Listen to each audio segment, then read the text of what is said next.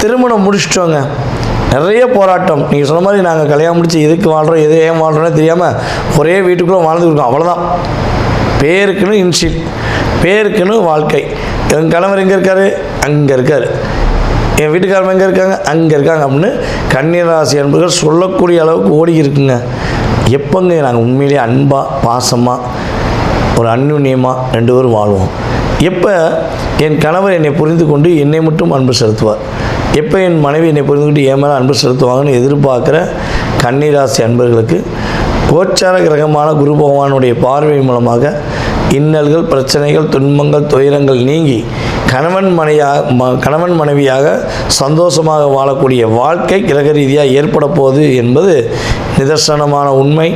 இந்த காலகட்டம் நீங்கள் நிம்மதியாக பெருமூச்சு விட்டு சந்தோஷம் வாழக்கூடிய ஒரு அற்புதமான காலகட்டம். எண்ணம் போல் வாழ்க்கைன்னு சொல்லுவோம். ஸோ உங்களுடைய வாழ்க்கையில் கிரக ரீதியாக குரு பகவானுடைய பரிபூர்ண ஆற்றல் மூலமாக கன்னிராசி அன்பர்களுக்கு இந்த குரு பயிற்சி காலம் ஒரு மிகப்பெரிய மாற்றத்தையும் மிகப்பெரிய முன்னேற்றத்தையும் கொடுக்கும் என்பது நிதர்சனமான உண்மை.